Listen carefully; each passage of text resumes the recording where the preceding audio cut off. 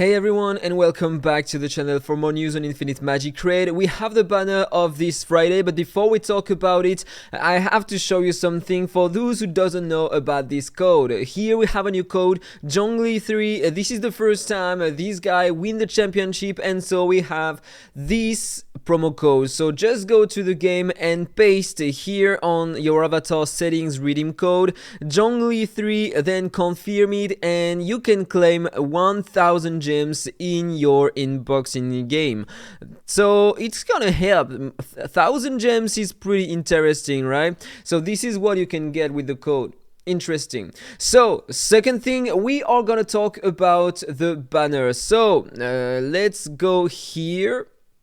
No, you know what? Before talking about the banner, there is something more I have to talk about. I'm gonna paste that link in the comment below. Basically, it's just a form. Community managers are asking players their advice about guild content. So every guild content, in fact. So if I go to the game, we are going to talk about it quickly, so you are going to know what I think about it. So the first one is the GVG here. The guild arena at the moment, yeah, it is the same as the first day, okay? It's evolved a bit, we have a bit more rewards than at the beginning, but basically you still have 3 towers and you have to fight against the others, all the 3 teams per players in the opponent tower, and this is taking a lot of time. And basically this is the same as the advanced arena, so this is not really fun, and we all know about that. So it would be interesting if they could change this kind of gameplay. Why not having 1 or 3 towers per player on one map? Yeah, look, this is gonna be better. This is okay, I can't see it directly, but you remember the map of the Broken Land. You have many towers and you can fight each tower. It could be interesting if for the guild arena each player had 1, 2 or 3 towers with 1 team in each tower, and then your guildmates had to choose which one they want to fight. Could be more entertaining, right? So you can defeat one opponent, and if you are stronger than another guildmate, you can defeat a stronger enemy, something like that. It could be more fair. Tell me what you think about that in the comment below. And then increase a bit more the rewards, because if you are in the top guild as I am today, it's interesting. You have a lot of rewards. Where is it? Here, as you can see, every time you win a fight, you get some interesting rewards, and if the mystics win all the fights, so I can get a lot. And here you got that, and I'm number 1 with my guild with the mystic today, so I get a lot at the end. But for the others, the rewards could be way better than that, in my opinion. Then the second thing about the Wuthering Coast, I don't know, it's interesting today. I don't know if we should change something around the Wuthering Coast. I mean, the rewards are really interesting. I think it would be better to have another guild boss, right? A guild boss on which you have to fight with the entire guild to defeat him. Something like a rift. You have some specific tokens for the guild. You buy a rift entrance, and then for 24 hours you have to fight against this boss and try to defeat him within the 24 hours in order to obtain more rewards, such as mythic gear, why not, or some stuff like that. It could be interesting. Tell me what you think about that in a comment below. But the Wuthering Coast, I don't think we have to change something about it. Then you have the Broken Land, and same comment. I don't know what we can optimize with the Broken Land. I mean, today the way it is designed, it's taking a lot of time, but you have the skip feature, and it's still interesting to do. You have a lot of rewards at the end, so maybe increase a bit the rewards so we can get more echoes, because today it's so hard to get some echoes if you are not spending in the game. Getting more echoes would be really nice.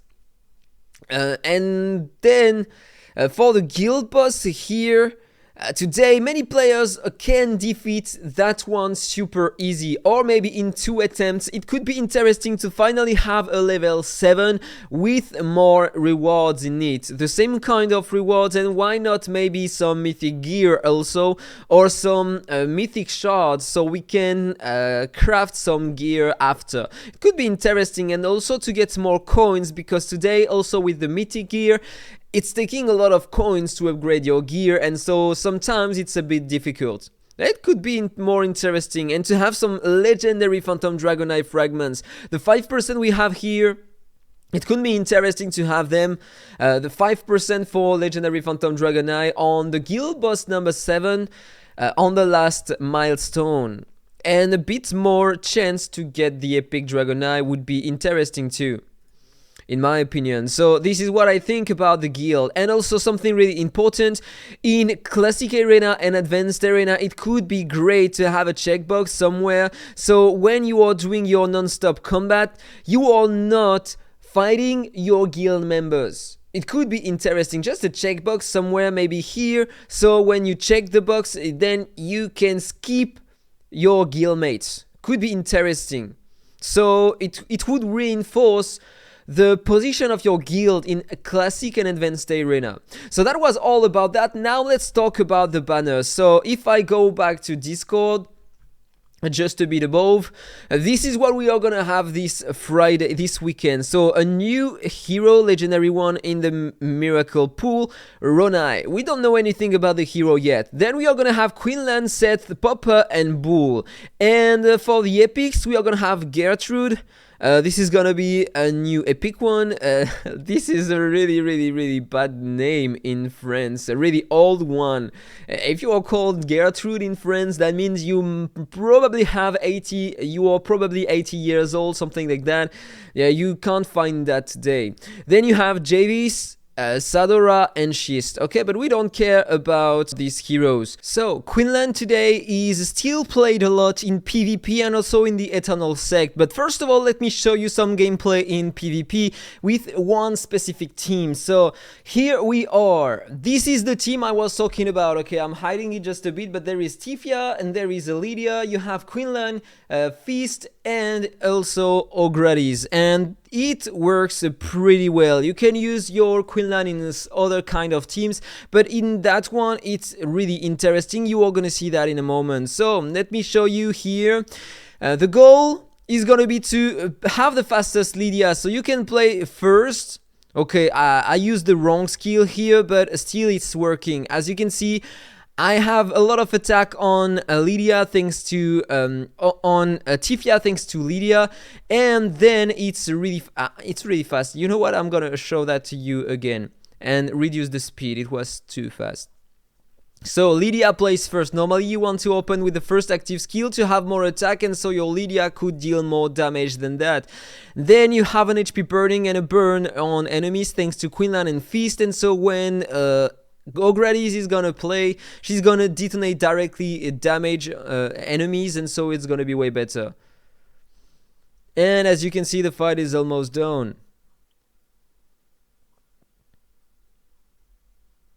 So it's an interesting kind of team. Then you can use, as I said before, you can use your Quinlan in the Eternal Sect, and this is what people are doing. As you can see, this is the 28 and people are using Quinlan in here. This is still one of the best damage dealer for this faction. In dungeons, if you are early game or mid game, probably you can use Quinlan until you reach stages 31 in dungeons, because you are gonna lose some damage, or maybe on Gwyneth or Marius, because they don't have HP burning damage reduction. So the next one is gonna be Seth. Seth, you can use him in a championship or advanced arena, depending on the team you have. He is one of the best support to have in the faction Abyss, the hidden wave. As you can see, if I show you the stage 27, people clear the stage 27, 68 turns. They have a bull inside. This is a great damage dealer, and also you have Seth, one of the best, or maybe the best support in this kind of team, in this kind of faction. faction. Also, Bull is in the banner, and so it's interesting to see the efficiency of that guy. 68 turns to clear the stage 27 of the faction Abyss. You can also use Bull today in the championship or the advanced arena, depending on the team you are gonna use. If you are using a Lydia or Rista, etc., in order to increase the damage of your Bull, and he can reach high damage on enemies, and this is a great choice to use. But remember that you can use only one time the ultimate with your Bull, or if you have a focus, you can reset it. And after that, he's gonna deal some AoE damage, but using only the basic attack, and so you are gonna need to wait a bit in order to reach the highest amount of damage you can do with him. This is how the hero works. Seth, you can use him in the Weathering Coast also. If I show you my direct damage team, you have Seth inside, and this is the kind of score you can reach with this kind of team. You can also use your Seth in a bleed team to increase your attack and the basic attack damage of your bleeders, such as Nidrold, who deals a lot of damage on the basic attack. This is a great idea. And finally, the last one is gonna be Popper, and Popper, he's mandatory in PvP today, so this is the kind of, let me show you, do I have a great team? I'm gonna refresh, and I have this kind of I'm not sure if I can beat him with this kind of team, but you know what, let's try for the sake of the video. So, this is the team I'm using. And I have Popper inside. Of course, you have to use Popper everywhere today in PvP. So, Lydia played before my Lydia. Okay, that means he increased the speed of his Lydia to 1478. Yeah, he has a bit more speed. Last week it wasn't the case. I had more speed than that. So, I'm gonna use the ultimate, the first active skill of Lydia, hoping I'm not getting counter-attacked by that guy. Yeah, genius. So it's not working because of that. You know what? I'm gonna try on a different kind of team. Okay, this is almost this is the same team but with less damage, because this is not the biggest Kraken in the game. So normally I should survive. Yeah, and he didn't counterattack. So, Popper, turn meta reduction. I'm not using that skill. I don't want to remove buffs on enemies, so my Gilliman is gonna deal more damage. I'm gonna apply that so I can get turn meta increase. I'm gonna use the turn meta bonus, the turn bonus from my pumpkin. And let's use that skill, and you are gonna see, thanks to the defense down, tenacity down, to the attack buff, and the buff given by the pumpkin, you are gonna see the damage. It's already done. I can do it in auto now. Only Handy 3 remaining. She's dead. Yeah, this is an insane kind of team. Really, really strong today.